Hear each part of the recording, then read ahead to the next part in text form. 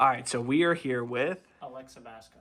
and what did you do? I got first place at the Giant Prize Card side event, however you want to call it. 2026 2026 7-0. 7-0 with Ritual Beast. So Better this Malice. better Malice. Malice if Malice was good.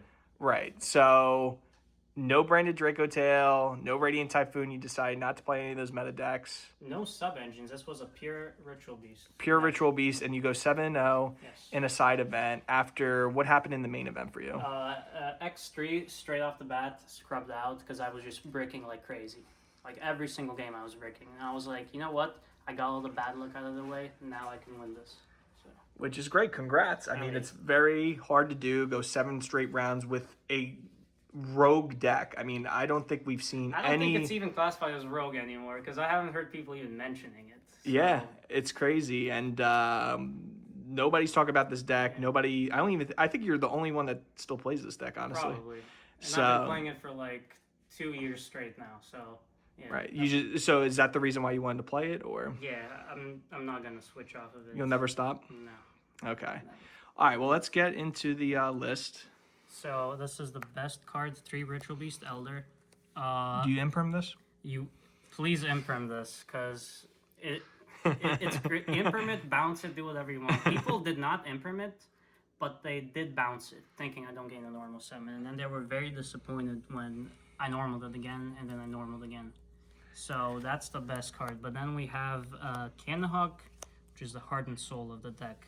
This is your 1-card combo. This is Elder is not a 1-card combo, but that gets you there. This is the best extender / starter if you have any other name. The protection effect from Grave. Like if something of yours is going to be destroyed, you can banish this instead, like All Mirage. No one knows that exists, so they always play into it, which is fantastic for me. Then we have Rampengu, the worst 1-card starter, because technically it's a 1-card, but the end board is significantly weaker. But if you have Rampengu with like Elder, that's full combo with an Omni Negate. It's very strong. And then we have, let's put these to the side, we have the bricks. We have Wen, Summon from Banish, Petalfin. This won me the finals because I made Eschatos, called Dragon, went back to him, he stole it. I bounced it back, summoned it again, and it was over. Apelio, also MVP, because this is an OTK. You activate him like 2 times. Your guys are big. You don't need many of them. Winda, this is the going second card. This is the MVP of the entire day, always, because no one knows that if you crash this, you get a free link 4. And you can do that multiple times. You can't reborn the link 4 because it wasn't properly summoned, but it's very good. And then Alara. Okay. Old Lara, OG. Would you change anything about that? So people were always on like not playing Petalfin, but you have to play Petalfin. It's not even an option. It's not for the combos, it's just for the utility. Bouncing stuff comes up way too often. If you actually want to try and go second, this is the only hand trap. It's not used to stop the opponent. It's used so you don't get fooled or any Charmy, really, because this deck kind of loses to every single Charmy, but not really. And then the major change, the consistency adding part, is you have to play a quick play version because it's good into the MST deck because you can play, I'll show later what cards you can play that are good versus them, but also you can, it conflicts with Prospe a little bit, but if you don't play hand traps, that means you're not losing to K9 because they literally can't Azuna you because none of your engine activates in the hand or grave except Mular, but you just don't do that. So this is MVP. And this is the MVP of the MVP. So how is this? This is the new card, new kid on the block. New kid on the block. Well, going first, it just wins you the game because you can still contact Fuse if you do this on your own monster. If you just need a body on the field. So I mean going second. So you can still summon Cannahawk going second. You do this. They try to get rid of it. You can still full combo. But going first versus like an Artalion or like there's so many interactions that are very huge that this just changes the entire game. So people are sleeping on this card, and yeah, this card was pretty good. Mostly versus the MST deck, Radiant Typhoon, because this hitting the trap changes the entire game as well. Then this is just an engine card. It's just summon new Lara from deck. That's it. This also MVP versus branded, because you go to like Radiant Typhoon, they try to negate, and then you do this. You negate the Gulamel, and then it puts you in a winnable situation. Doesn't just win right on the spot, but yeah. So let me do this first.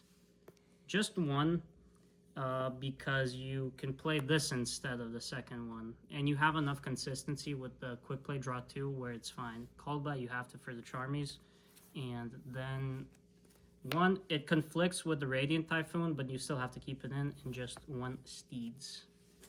Gotcha. It pops a lot. It's Okay, very good. so You one can trap. recycle it with like you can Apelio, banish Steeds, and then Revertori add back. It's pretty great. All right, so let's see the extra deck. Extra deck, we're gonna do the engine stuff first.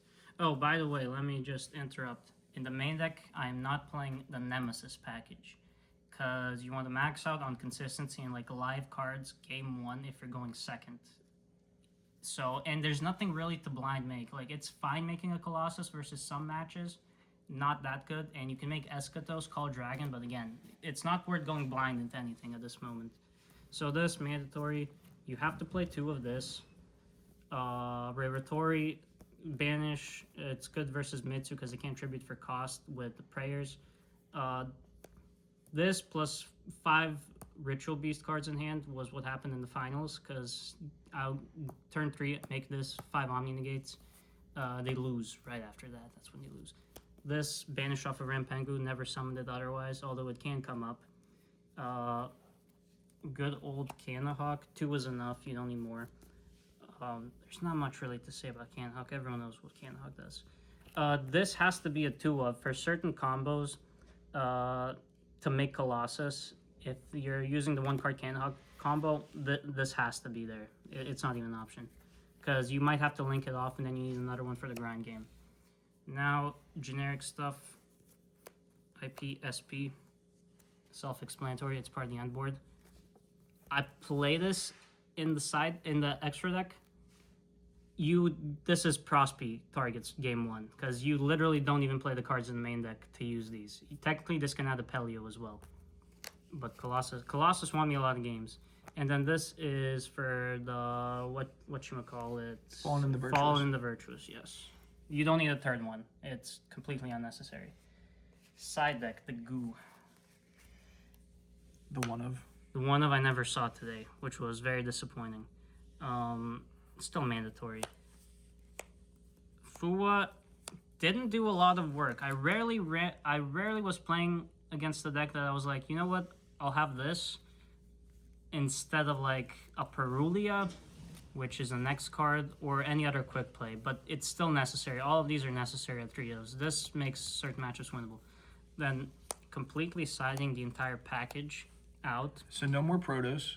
No more Protos. This does the same thing, but way worse versus certain matchups. If Protos was live, Protos FTKs the MST deck. This doesn't do absolutely anything versus it. You have to make Colossus. So these have coverage across every matchup, but you can't just blind make them going first. So it's not worth running the bricks. So that's the monsters. That's a fair point. I lied, there's more monsters. This won me a couple of games, but honestly, the MVPs of everything were the quick play. Not much to say there. It's good. This also, I only activated this like 1 or 2 times against Branded, and they outed it. So I can't really say it was like the best card ever, but it did its job. They spent a ton of resources, and I outgrinded them. So, yes. Okay. That is it. All right, so any shout-outs? Shout out to cameraman Raymond Cremenzi.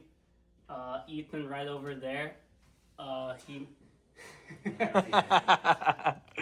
first day 2 out of YCS for Ethan, so hell yeah.